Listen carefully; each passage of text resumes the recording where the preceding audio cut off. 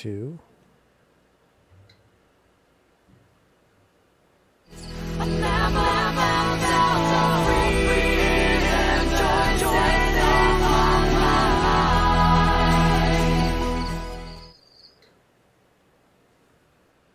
Hello and welcome, activists, to another episode of the Accidental Activist. I am Shanda Masta, the serious blonde.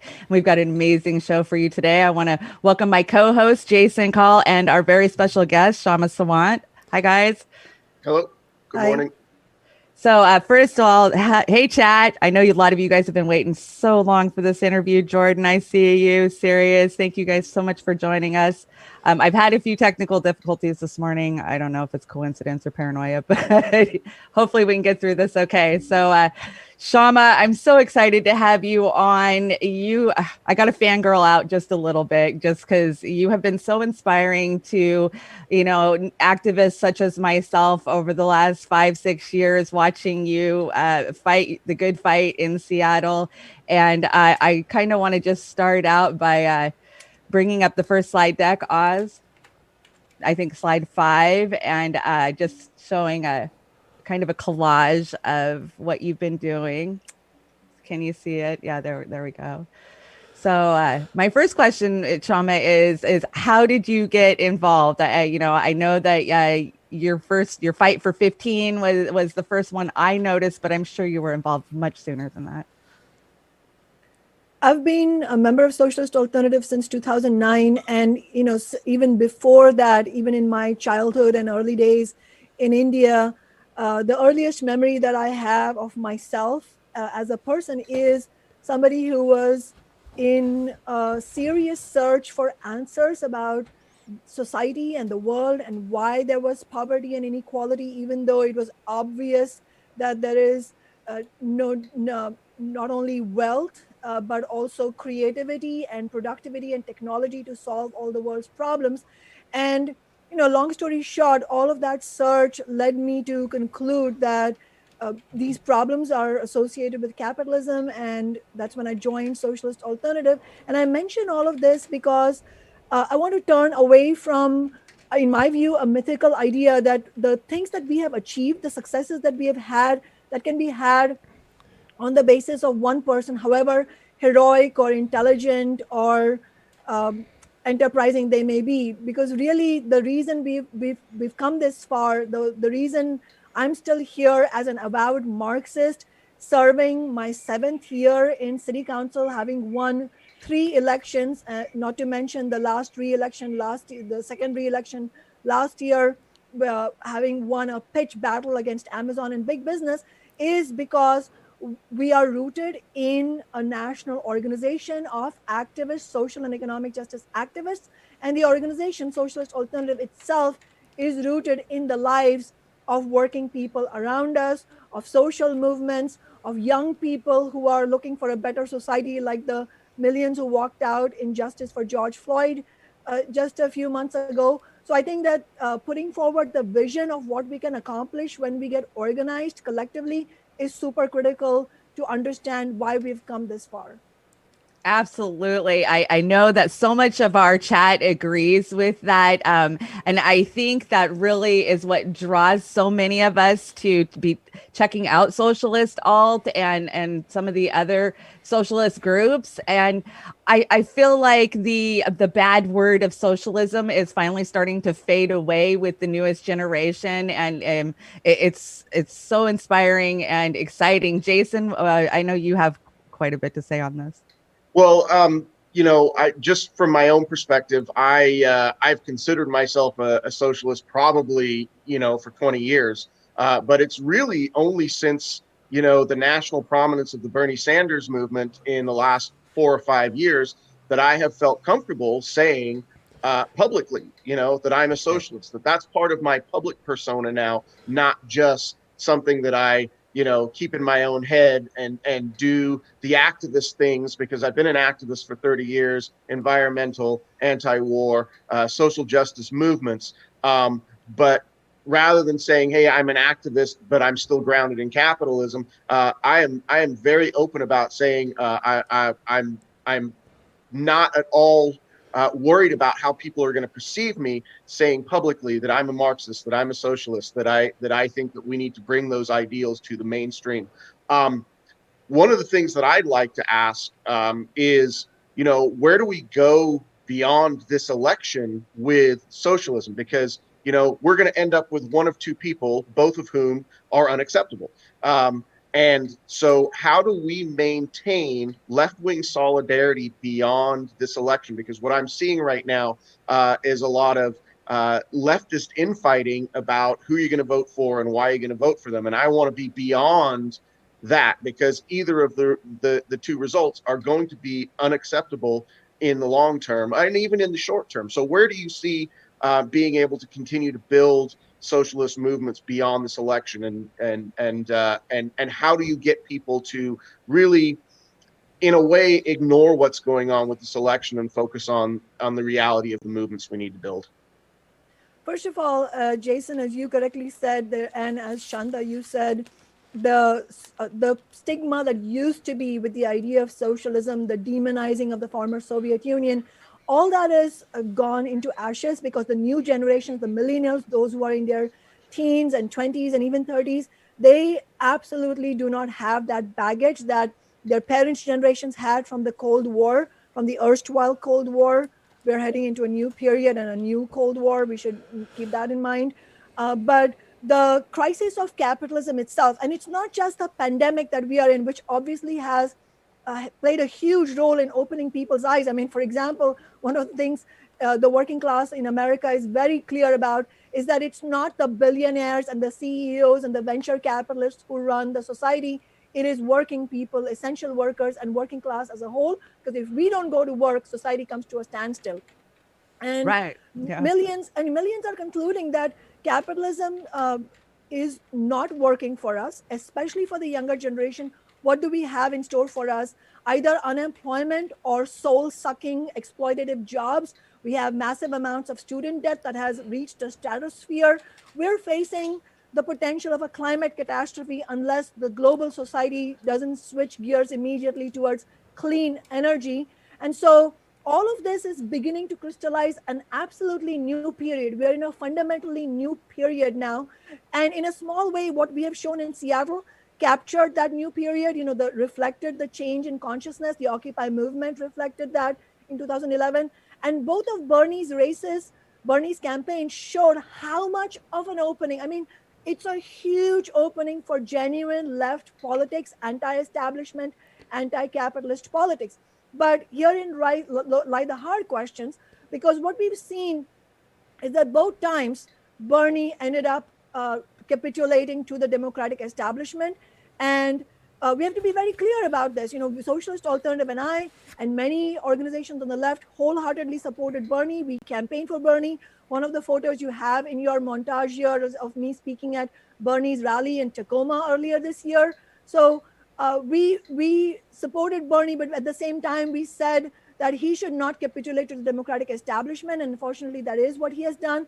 But this time, he has gone farther than that. He is also trying to create illusions that Biden is going to be some sort of panacea, that he's going to herald in a New Deal, New Deal era. We all know that is not going to happen. Biden very much represents corporate interests. At the same time, I think it is very serious what people are recognizing, which is the threat of the right wing. And it's not just Trump, but the growth of right wing ideas in general. And so as we head into election day, I think first of all, I would say, Jason, that we cannot ignore the question of the presidential election, because this question is posed concretely to working people every 4 years. What do we do? And in the midterms, it is posed. In the local elections, it's posed. Why are you running as a socialist? Why are you running as an independent? Why don't you run as a Democrat? So I don't think that there is any way for us to shy away from that question. We have to confront it, fully, in a very open way. And we have to raise the question of independent politics as an alternative to the corporate establishment, the Democratic and Republican establishments. And to that end, of course, Socialist Alternative has endorsed Howie Hawkins this year, whose campaign platform to a far greater degree represents what the working class needs. But at the end of the day, what we have to point towards, and this has been a main call that Socialist Alternative has been making, which is the need for a new party for the working class, for young people who are looking for a way out of this completely crisis-ridden system that has nothing in offer for us, but instead corporations continue to profiteer out of the pandemic, and we have more billionaires now than we had before. This system is not working for us, but we cannot raise these ideas in the abstract. We have to concretely point the way forward, and concretely part of the way forward has to be to raise the call for a new party for the working class with democratic structures inside the party, where various organizations on the left can participate and have an open debate and discussion, where our candidates run on an agreed upon platform that the rank and file gets to decide, and where we have the right to hold our representatives accountable, which we don't have at all in the Democratic Party, because the party does not represent us, even though there are well-meaning people inside the Democratic Party who run and win elections. And that's why it is crucial also that we push the idea of social movements forward as well, and urge Alexandria Ocasio-Cortez, Cori Bush, who's the new congresswoman from the South. We need to put these demands forward for the Democrats who want a different kind of, who share a different kind of vision, but at the same time, we should understand that they are fundamentally pointing towards a different approach, which is putting their faith in the Democratic Party. We don't agree with that. We're very open about that disagreement. And as far as election night is concerned, I think we have to be clear. There are various scenarios. I mean, it's possible Biden will win outright, but on the other hand, election night could be indecisive because of the difference between the mail-in ballots and the in-person ballots, and the Republicans and the Trump administration pointing towards the in-person ballots. And so what we need is for the labor movement, for labor leaders, for other leaders in left organizations to call for mass public meetings to make sure that we bring the ideas of protecting the democratic rights of voters forward. We have to make sure that large organizations like in the labor movement, like labor unions, actually confront the right very directly. I mean, I'll just end on this. Trump has sounded off an ominous threat that he has the Proud Boys on standby.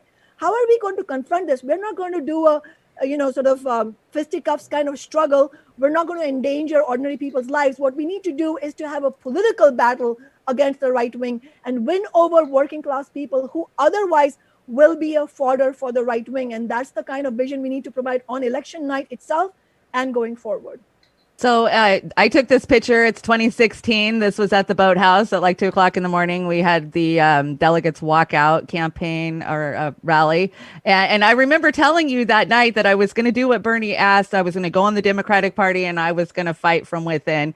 And I'm here to tell you almost 5 years later that it was a colossal waste of my time. I don't think you can have a revolutionary party inside of, a non-revolutionary party. But you were outspoken, supportive of Bernie in both 2016 and in 2020. And I so agree with the fact that we need to get the workers on board. But time and time again, we saw during these elections where the heads of these workers' unions are corporately controlled and it's rolling down. So how do we get the base of these unions to break free from their overlords? It's very important to point out, as you have done, Chanda, the problem that we face in terms of really the challenge we face is bringing about a genuine democratic renewal. I don't mean Democratic Party, but I mean democratic in a genuine sense, renewal of the labor movement. And part of the tragedy of the last several decades, I would say almost 5 decades at this point, has been how the labor leadership, big sections of the labor leadership have been co-opted to essentially bring forward the agenda of the bosses, of the capitalist class, of the establishment, political establishment. And we've seen the rise of what I would call business unionism as opposed to class struggle-based unionism. And, absolutely, we have to hold the individuals who've been responsible for that accountable. At the same time, also understand that the reason this has happened is because that's the kind of system capitalism is, which is it is just almost fascinatingly incredibly adaptable to changing situations. So it is able to co-opt the system and its enforcers are able to co-opt the changes that happen on the left, the talking points, all the the kinds of ideas we bring forward, and then adapt it to itself. So for example, you saw capitalism and the political establishment viciously oppose LGBTQ rights for decades, but the moment the movement hit on the street, starting with Stonewall, immediately they became, as they acted as if they had ushered in democratic rights and civil rights for the LGBTQ community. But then they co-opted that, and then they ended up being a barrier, a gatekeeper for further rights. And then under Clinton, you had Don't Ask, Don't Tell, and Right. the Defense of Marriage Act. That's just a small And example more of how the system. and more recently, and I think for a lot of us who are involved in what we would like to call the progressive movement, because I know in my mind progressive actually does mean socialist.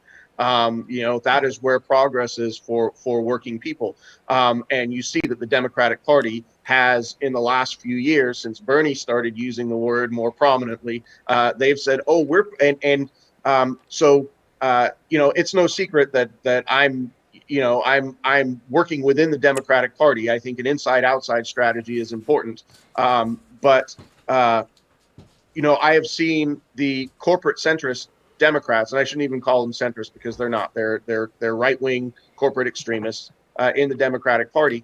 Have seen that word, have seen that it means something to working class people, and they have completely co-opted that word. And now we get people saying, for instance, the congressman that I ran against, Rick Larson, up here in the second district, who is maybe the most corporate of all of the Democrats in Washington state, that people within this district are saying, well, he's progressive because he's a Democrat. And it's a ridiculous fight to be having over this word, but the establishment has done that, and they do such a good job of co-opting these words. So what do you suggest then in terms of are we at a point? How do we normalize the word socialism in the society? Because that's a word that they are not going to co-opt, I don't believe.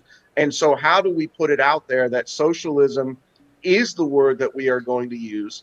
Because these are the policies, these are the political structures that we want in place, and that's just socialism. And we need to not be afraid of that anymore. How do we expand that to a wider audience? For instance, working class people, union members, I still think are very afraid of the historical propaganda around socialism. So how do we do that for the future? I First of all, I wouldn't rule out that in some sort of future context that even the word socialist and the label socialist will not be co-opted. I wouldn't rule anything out, because capitalism is an extremely malleable system that is able to do that. And we've seen examples in history from many decades ago where such a thing has happened. But I think, and I think the other example, more recent example of how the political establishment co-opts the ideas of the left, but in a way to completely sell out on the actual principles of the left, is the Black Lives Matter movement. I mean, in just to give you a concrete example, in Seattle, 6 of the 8 Democrats, there are 9 council members on the city council. I'm a socialist, and there are 8 Democrats. 6 of the 8 Democrats promised, along with me, that they would fight to defund the police by at least 50% and really bring about police accountability. And in the summer budget vote, not one of them would even support the demands we brought forward from my office. So you see repeated examples of where they co-opt the slogans and the chants and the sort of the superficial practices, but then they actually, their genuine allegiance is to the establishment. Even if they struggle or wrestle a bit on their personal level, that is of no use to the working class. At the end of the day, if you are an elected official and you sell out, that's all that matters. Whether you had a crisis of conscience is of no consequence to us. That's just your personal, dilemma, and then you will find ways to rationalize it for yourself. So I don't think the challenge is so much normalizing the word socialism, in the sense that, as we were saying earlier, that dam has been broken wide open, and working class people are very open to it. What has been missing is, and it's not so much about the socialist label per se, and although it does flow from an anti-capitalist and socialist analysis, which is, what is the strategy to actually win for the working class people? What is the strategy to win serious reforms like Medicare for all, like actually making universities free, ending the student debt. And most immediately, one of the struggles that working people are facing is the rent crisis. There's going to be a I was just going to tsunami of ask about that. evictions once the moratoriums are ended, because people are accumulating debt, people don't have jobs. So how do we win the demand to cancel rent, mortgage, and utility payments for working and middle class people who are facing unemployment and income losses? All of this requires a fighting strategy, and a fighting strategy means building independent movements. And by independent, I mean independent of the political establishment. And in that sense, Socialist Alternative has shown many examples of success with using this strategy. But in that sense, we unite socialists, we unite with labor union members, rank and file, and even some genuine leaders who are willing to fight alongside us. Even if we may disagree on other things, we should find a way to unite around specific demands and fight alongside each other.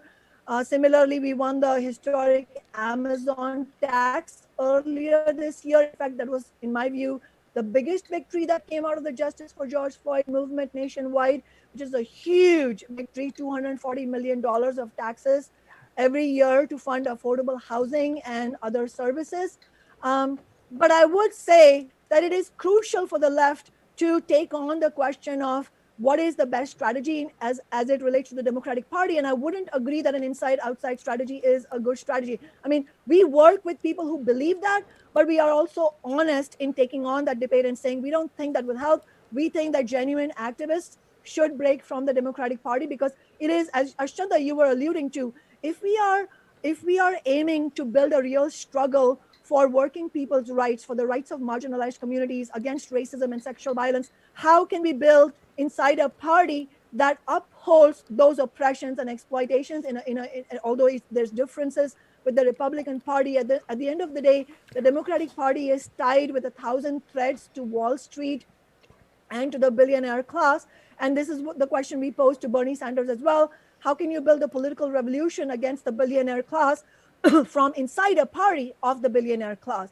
And so we should take that question head on, because it is, it presents a dead end for working people. And one last point I'll make in terms of, just alluding to some of Jason's points, is that the best way to unite working people together is to actually build movements on a class struggle basis. I mean, one of the reasons Trump has been able to be a con man, I mean, we know he has lied to working people. He made all kinds of promises. We knew he would not keep them. And it has been horrendous for working people, for labor union members, for the LGBTQ and Black communities, for immigrant community. We know it's been a disastrous regime, not to mention his response to the pandemic. But how do we win working people over when they correctly have disgust of the Democratic Party establishment as well? So we have to unite people by explaining that we have to build our own independent struggles. And that is why it is so crucial that the labor movement play a leading role. But again, going back to the labor question, we will not be able to win these battles and bring the labor movement out into the forefront unless we have a root and branch renewal of the labor movement, where the rank and file themselves have to fight to build different kinds of unions and really push aside those leaders, those bureaucrats who've been an obstacle and worse to building a real class struggle based approach. But the left also has to play a role. And I'll just provide one example. When the grocery store workers in Boston were out, stop and shop grocery workers were out on a strike, Socialist Alternative members who are not members of the grocery store union, we stood alongside them in the picket lines. We chanted with them, we marched with them, and we provided whatever political support we could to help them succeed. So I think the left has a role in building helping to build the confidence of the rank and file within the labor movement as well. Yes, I agree. And we have a comment from Pat Cody in the chat, who says they won't strike because they need to pay their rent and insurance premiums. But I honestly think that might be the catalyst to actually get people to look at their unions and move away from them and become more autonomous. I think that we're probably going to see both aspects. I mean, one, there will be a stunning effect of the recession where people will be faced with so much of a challenged to just maintain a roof over their heads and food on the table, because everything is being seized away from us. And who's paying the price of the crisis, economic crisis of the pandemic? It's working people. But at the same time, we are already seeing a bubbling over of anger by workers. We saw warehouse workers of Amazon showing incredible courage and then facing firing and other types of retaliation against them, merely for demanding that the warehouse should be industrially clean to keep their workspace safe in the context of the pandemic. We saw Instacart workers go on strike actions. We're going to see more and more of this, as I said, sort of bubbling over of working people, and not all of it is going to be in unionized workplaces. And that's why it is important that we provide as much solidarity as possible to every such action, because every such action is going to provide confidence for future actions. Right. So we see Amazon hiring intelligence analysts to go after workers when they are trying to unionize and, build political activism within their workspace. And I know you take a lot of, I can't even imagine what you're up against when you're up against somebody like Bezos and his money machine. How do you handle that aspect of it? The way we fight back and the way we have won against literally the richest man in the world is by building enormous and historic fighting movements. That was the only way we won the re-election last year, when about until halfway through the year, both the Democratic establishment and the billionaire class in Seattle, the Chamber of Commerce, I thought it was a done deal, that they had vanquished us and we were out. They had finally got the socialists out of City Hall.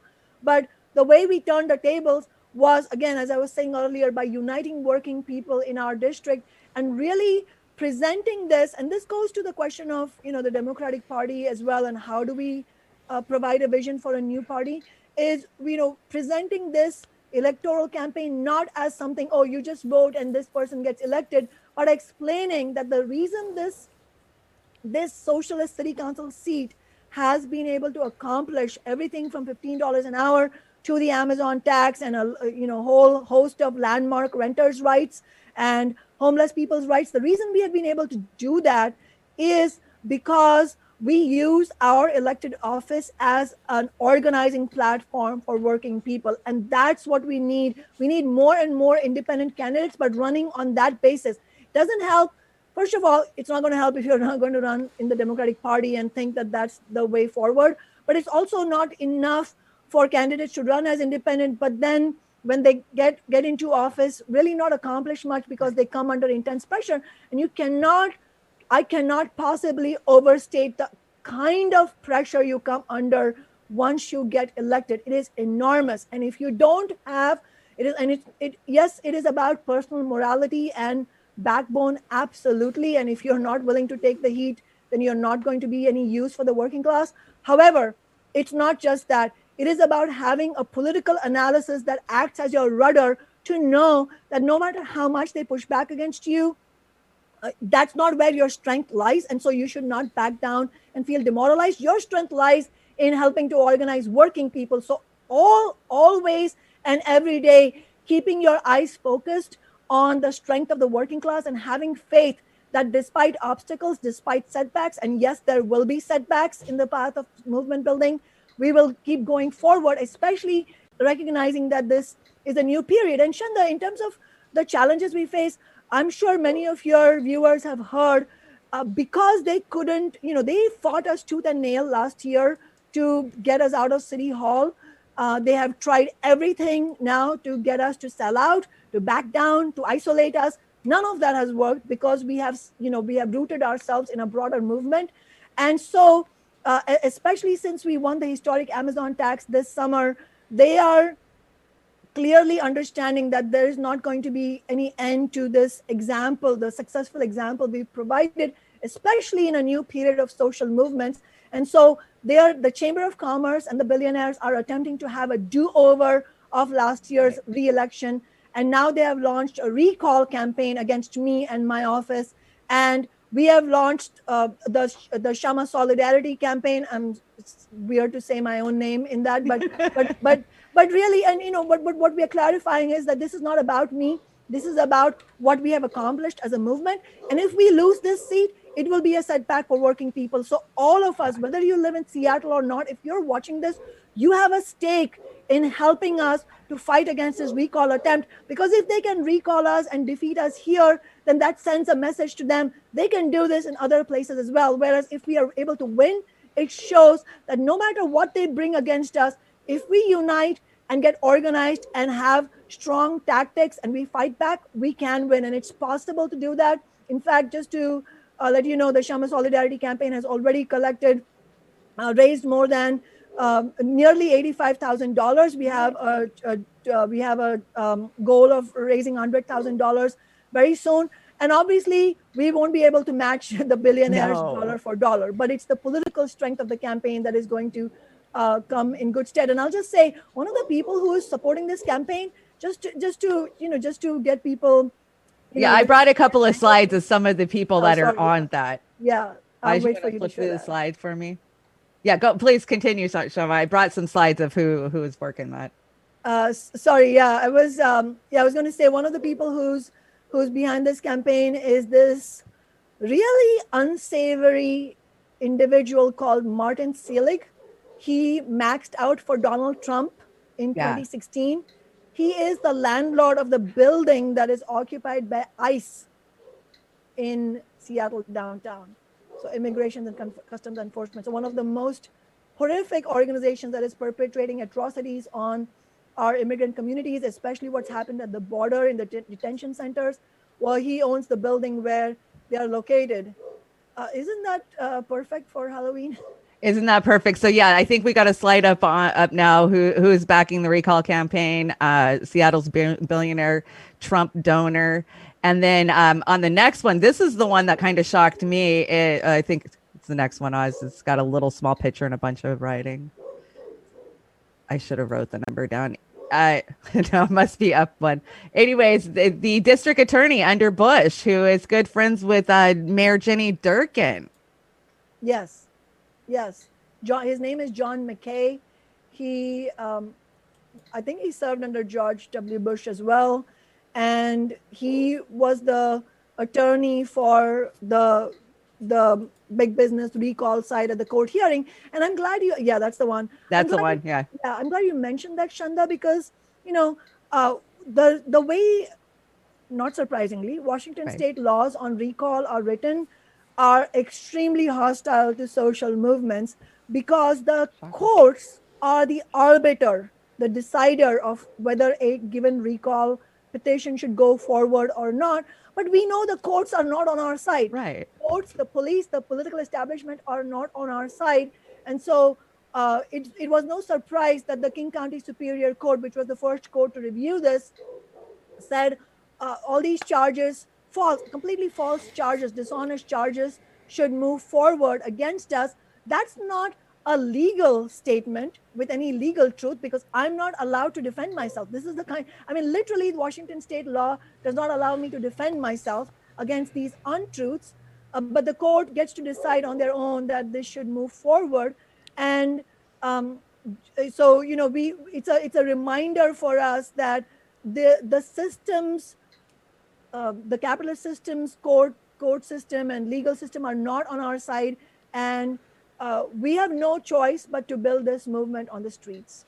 Absolutely. So the audience knows I live probably 120 miles away from Seattle. So I'm not in Shama's district, but I'll tell you what, I do everything I can to get the people of the Olympic Peninsula over to events when we can, and to inspire us, because the change that we see in Seattle and in your district, we're trying to move to our district. We want to see it at our city council. We want to see the socialists getting involved locally. So, you guys that are in Vermont watching right now, take this in, because it starts with us on the ground building these movements. And then once, our candidates are elected, we got to stay with them. We got to fight through these issues. Jason, I'm sure you've got a lot to say about this. I want to talk just a little bit about the recall, but then I want to get into defunding the police and all of the historical, strides you made this summer. So, Jason, I'll give you a chance to get in here. I just wanted to ask a couple of general questions which come up with third-party movements. And one that is thrown at us a lot is the Supreme Court. And so we've had the passing of Judge Ginsburg recently, but I think a lot of people don't realize when you examine her record, she voted with the capitalist establishment and corporations. I think there was somewhere 90+% solidarity on that Supreme Court over the history of her tenure. And so some people will look at that and say, but those things that she was protecting are really, really important things. How do we, I don't want to dismiss the importance of the Supreme Court, but how do we get beyond that Supreme Court argument? And the other thing, and it's a similar thing, is a lot of people will argue that, well, the Democratic Party is the party that stands up for. Now, if you examine it, it's a false argument. But they will say that the Republican Party is openly racist. They're neo-fascist, but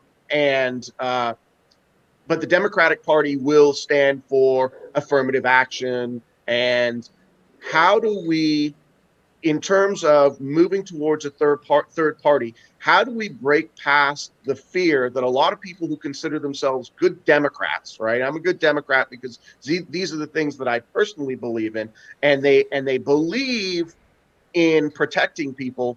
How do we convince them that the Democratic Party does not actually protect people, and to get them to break away from that? Because that's a big break in a lot of people's minds, because then they say, well, you just open it up to the right wing taking over everything. What is your argument to people? I mean, make that case for people as we are moving towards this election. Well, first of all, just to acknowledge what you were saying, Jason, is the fact is that the record of the more liberal judges has been far from perfect. And at the same time, as you correctly said, the specific fears that the progressive Democrats and just ordinary working people have about the right are very real. The attacks on abortion rights, women's rights in general, labor rights, immigrant rights, all of these attacks from the right wing and from the Trump administration are not imaginary fears.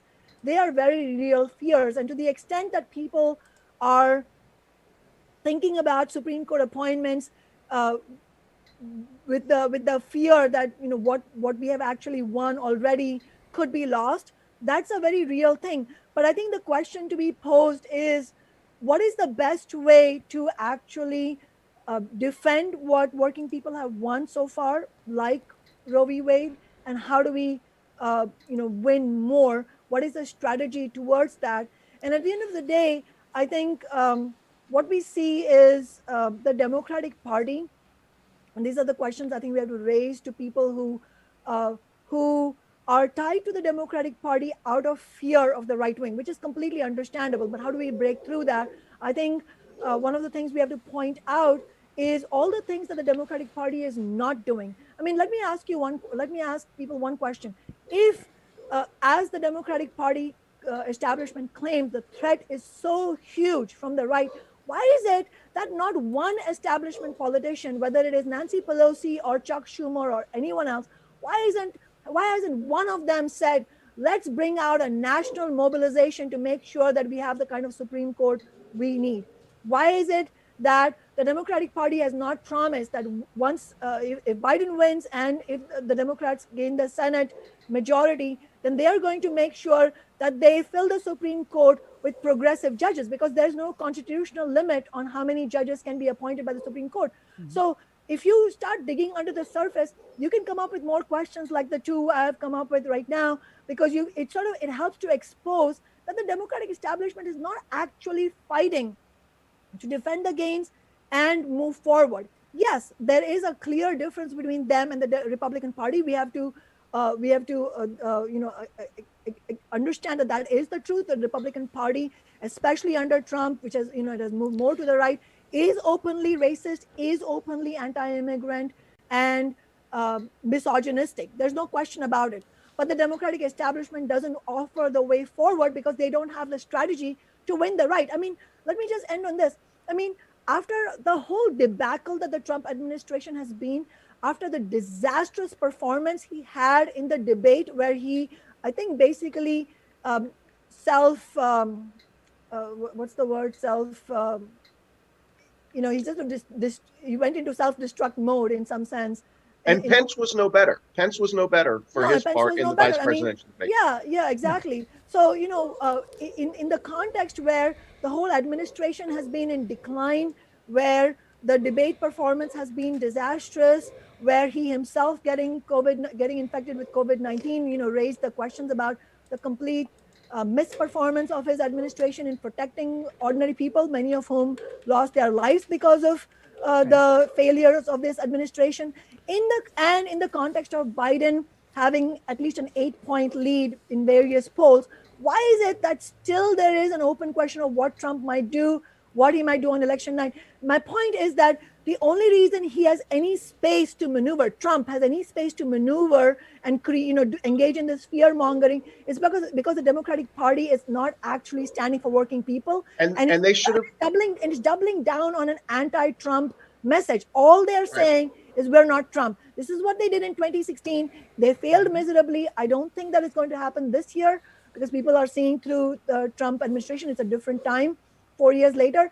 But still, my point is that if you look at the Biden-Trump debate, Biden did not bring up one policy position that is in the interest of working people. Instead, what he did, Quite the opposite. His exact words were, "No, the Green New Deal is not my program. I'll continue fracking." I'll continue fracking. Yeah, exactly. And with this whole thing that's going on with the Supreme Court right now, my personal opinion is that no Democrat should have even showed up to those hearings. That they if they want to go out to the public and message, this is packing the courts with a religious ideologue. We're not even going to give this the legitimacy of participating, but not a single one of them did that, and so there is a real theater aspect to everything that's going on with the Supreme Court right now that the Democrats are giving credence to. And all of this is exactly. All of this is an example of how the Democratic Party is not rooted in the real lives of working people. It's not rooted in social movements. It does not have organizing and movement building strategies, and it's never going to. That's the point. Right. And that's why we have to, really force open the question of a new party. And Socialist Alternative will be organizing in our various branches. We will be organizing public meetings, mass meetings, to discuss this question, around election night, right after election night. So I really urge people to join that discussion because we need that. Yeah, I so enjoy Socialist Alt meetings. Can I just tell you, they're the most informative, the greatest people. You're just so welcomed. I actually brought a field trip over a couple of years ago from Squim, and it was so incredible, the love that we were just welcomed with such energy, and it's contagious energy. We brought it home, and we used it here. So I want to talk about the Black Lives Matter and defund the police movement this summer, just because you did make such historical strides. I see Seattle as, the way forward, as the shining beacon of how other cities can do it. As there is a picture of one of those big police tanks. Yeah, this one. So over the summer, you were holding lots of meetings and events at the Cal Anderson Park, which many of you know or don't know is where Occupy or the CHOP Chaz was. And so first, I want you to explain, the legislation that you brought forward to cut their budgeting and their funding. And I know in 2016, you pushed them back from building a new bunker style, police station. So you've been on this fight for a long time. And how do we get other cities to do this too? Yes, as you said, Shanda, correctly, we, Socialist Alternative and my council office, we've been on the forefront alongside everybody else in the Black Lives Matter movement from its very inception.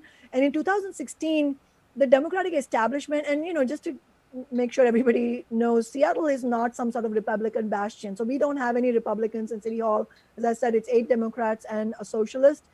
And in 2016, some of the most so-called progressive Democrats, and these are Latina, women of color who brought this forward. They so it was a proposal to build $160 million police precinct in the north of Seattle, and the movement that came out of the Black Lives Matter movement built this campaign called the Block the Bunker campaign. They called it a bunker. We joined that campaign in a full-throated manner. And it was the radical activists. It was their willingness to engage in courageous tactics, including taking over City Hall and shutting it down. They shut down City Hall at one of the meetings, and I went and joined them there, of course. And it was those kinds of fighting tactics and the work of our office that allowed us to win the Block the Bunker campaign. And in fact, I should mention that right after that campaign, we were heading into the budget discussions, and we've done this people's budget movement every year, and we've won many victories through the people's budget vehicle. And that year, we said that now that we won Block the Bunker, we should divert that money towards affordable housing. And because of the betrayals of the so-called progressive Democrats, we didn't win all the 160 million for affordable housing, but we were able to win 29 million for affordable housing. So that shows how you can win concrete victories through empowering ordinary people to build movements. And that's the spirit we used also in the Justice for George Floyd movement. And we, as you said, we brought forward a proposal from my office to defund Seattle police for the rest of this year. It was the summer budget, which was only going to be a vote on the budget for the rest of this year. And so we said the movement is demanding that the police be defunded by at least 50%. And so we brought exactly that proposal in the summer budget discussions. And as I said before, 6 of the 8 Democrats had publicly promised. They had made a big show of it. In fact, you can't you couldn't get through a meeting without them saying Black Lives Matter at least 5 times. And yet what happened? What happened? At the end of the day, not a single of those progressive Democrats was even willing to second our motion on that policy. So it's just, it's a very important example, but it's also important to remind that it didn't come out of nowhere. I mean, in 2008, as I said, the Block the Bunker, I think is a good starting point to think about these issues, the police-related issues. That was an example of where we put a stop to it because of the way we used our office to build the movement and help the Block the Bunker campaign, which, the credit entirely goes to the young Black and brown activists who fought on the front lines. And then in 2018, there was a vote on the new police union contract. And I'm a member of the teachers union myself. And it was important for me and many other union members to say, well, the whole concept, the whole principle that the labor movement is built on is an injury to one is an injury to all. So it's our labor duty to make sure that we build for police accountability and not a police department that has carte blanche to use weaponry against protest movements, to be held unaccountable and not brought to justice for the murders they have committed of the Black and brown people. And so that year, we had a momentum from the left labor movement, to not vote on that, what we call the racist police contract. And yet, once again, I was the only no vote on that racist contract. Last year, there was another vote for hiring bonuses, believe it or not, for the police department. And again, these same Democrats, they all voted yes, I voted no. And so fast forward to this year, it's no surprise that once again it went down. So my point is that it's not new. It's up to us to see a pattern of what's happening here and understand that the real fight for police reform, for police accountability, for defunding lies on the streets. And it's no coincidence that it was at the height of the street movement of justice for George Floyd that we won whatever victories we could win. And as I said, the two most, in some ways, most critical victories that the movement won were in Seattle. which was the Amazon tax, which we would not have won without the Justice for George Floyd movement, because we collected 20 of the 30,000 ballot petition signatures that we needed for putting pressure on the city council. We collected them at the protests. And the other victory we won was of the first of its kind citywide ban on police use of crowd control weapons like tear gas and rubber, pepper spray and rubber bullets and all of that. Non-lethal. Yeah, so-called non-lethal, Right. but they're actually very lethal. But just to end on this, I mean, we won this because the movement fought for it, and because we have a socialist council office here. It's not a coincidence that the two biggest victories of BLM were won in Seattle. Our office has played a critical role in the movement, and which shows you how you need a street movement, you need the labor rank and file to get involved, and you need elected representatives who will stand with the movement and never sell out. And the only way we can do that is if the representatives themselves are rooted in the movement. Yeah, absolutely. Jason, I'm going to let you get a question in here, and then we're going to get into the Kashama Solidarity campaign. So go ahead and I actually don't have anything right now. Go ahead and get right into it. So I want to get into the Shama Solidarity campaign, what she's been doing, how we can help, what we can do to support her. Oz, I think there's a couple of different slides up. There might be purple towards the end. Yeah. There. Okay, there's one. So you're gathering signatures here, it looks like. Is that what's happening in this one? It's possible we're gathering signatures. We have a petition in which we are, explaining that the reason people should be in solidarity is because we are under attack for all the victories we've won, and also we need to build campaigns for future victories. And so it also talks about defunding the police. And another very important demand we have to fight on is the need for an elected community oversight board with full powers over the police, including hiring, firing, and subpoena powers. Absolutely. I absolutely support citizen oversight boards when it comes to the police. So you're going to have a volunteer campaign kickoff this weekend at Minor Park in the Central District, starting at 11. What can people do? What should they bring? How can they help? Well, first of all, this is going to be a socially distanced event, so you should definitely bring a mask. But if you don't, we will have masks there. But if you live in Seattle, you should definitely be here if you want to fight for social movements. But even if you don't live in Seattle, but you're able to drive up, maybe you have a free day, you're looking for something exciting to do, you should definitely come up here or come down here, depending on where you are.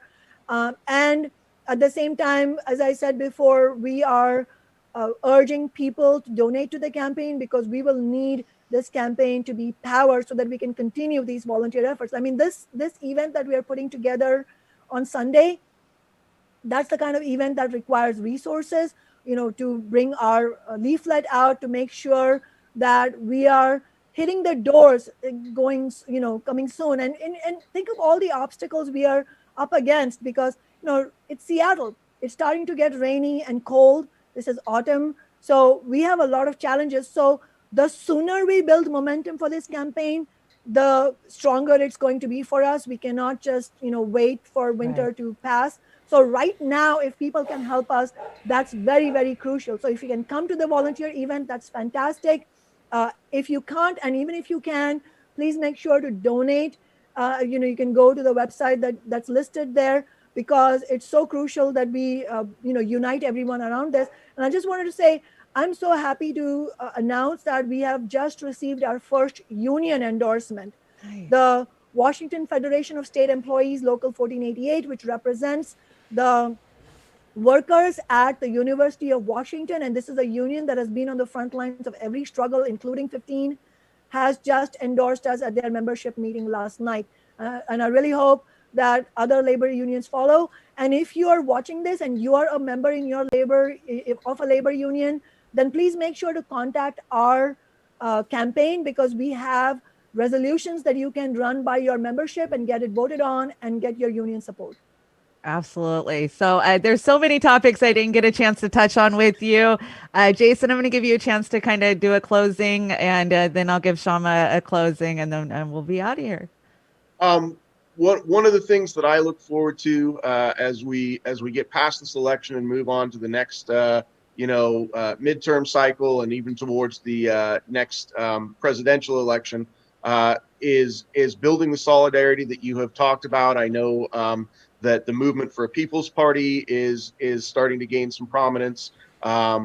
But I encourage everybody who is involved with the Democratic Party, and this is myself included, whatever my own personal calculations are, to make sure that you are connecting with third-party left-wing movements, whether it's getting out in the streets when there are opportunities to do so, whether it's contributing to campaigns such as Shama's campaign or other. We've really got an opportunity for some great wins in Congress coming up. And as a former candidate myself, I'm standing in solidarity with a number of those candidates who have committed to Medicare for all, to a Green New Deal, to not taking any corporate money. But I recognize the reality that at some point our solidarity is not going to be within the Democratic Party, and we're going to have to find a way out of it to build that real unified third party movement. I worry about a lot of fracturing on the left, that this group is doing one thing and this group is doing another thing, and that for one reason or another they're oppositional to each other. And so we really need to look for ways to bind ourselves together on the left in that solidarity. It's a challenge. Shama, I am inspired by you continually. You've given me a lot of things to talk about, and I hope you've given a lot of things for our listening audience to think about also. So I very much appreciate you being here and speaking with us today. Oh, our chat is absolutely in love, Shama. They love you in the chat. They say they need you in Olympia, so they want you to run for a bigger office. And so many in here just they love Shama talks lightning fast with tons of important facts by the dump truck load is what the chat is saying. So they're eating it up. They love it. There's so many things I wanted to talk about, maybe Julian Assange and, censorship, and hopefully we can invite you on another time and really talk about those things that are tearing the fabric of our country apart. But I just want to thank you so much and give you a chance to kind of close and wrap up. What do you want to wrap up? Just thank you very much for having me. And I agree with the point that Jason was making, which is that the real urgent need to unite the left.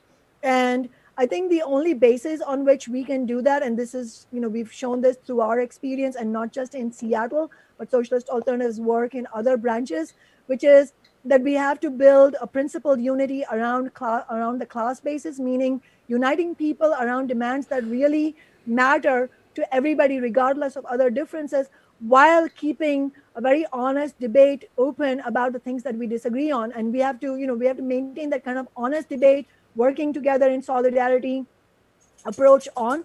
And I think we also, going forward, have to have a real debate, and I would be delighted if you were to cover this on your show, a real debate between what is a class struggle approach and what is an approach based on identity politics and other points which end up dividing people. And as I said, one of the main reasons Trump has been able to win over a section of the working classes because they feel alienated from the Democratic establishment, understandably so. And so to win them over, we have to have the kind of program that brings forward demands of Medicare for all, living wage jobs, union membership, and also re-energizing the union movement.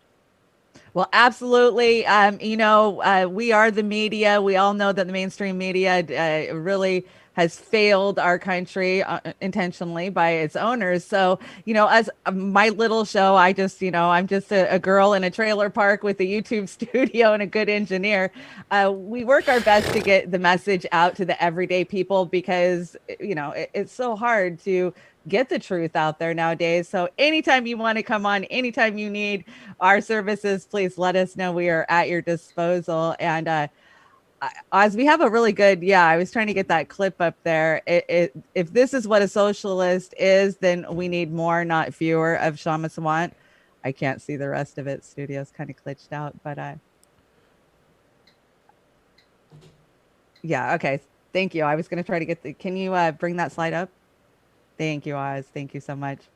So yeah, I love this endorsement of you. I think it's so true. It's exactly where we're going and what we need for the future. And so on closing, are we ready for our closing song, Oz? Yeah, we are, and just to qualify this closing song, it's the Accidental Activist anniversary, 6-month anniversary. So this is, I didn't know. Yeah, it is. The inception of the show was developed 6 months ago. I think it's with this week. So this closing song was developed specifically for the Accidental Activist, and Shanda. She has treated it with the respect and love that I'm so happy as well to show. So thank you, everybody, and when you're ready to roll it, I will put it up. Yeah, thank you, chat. You guys have been amazing. I love everything that you guys have had to say, all of your input. And thank you again, Shama. You are more than welcome anytime you have anything to say. And please, you guys, if you're in Seattle, if you're in Tacoma, get out to Minor Park this Sunday and show your support, because we need more Shamas, not less. Jason, thank you for hanging out. I loved having your perspective, being inside the Democratic Party, and that you're going to have to continue to stay there for a little bit longer. So great rounded conversation, and I just thank all of you, and I have a great day, you guys. Thank you.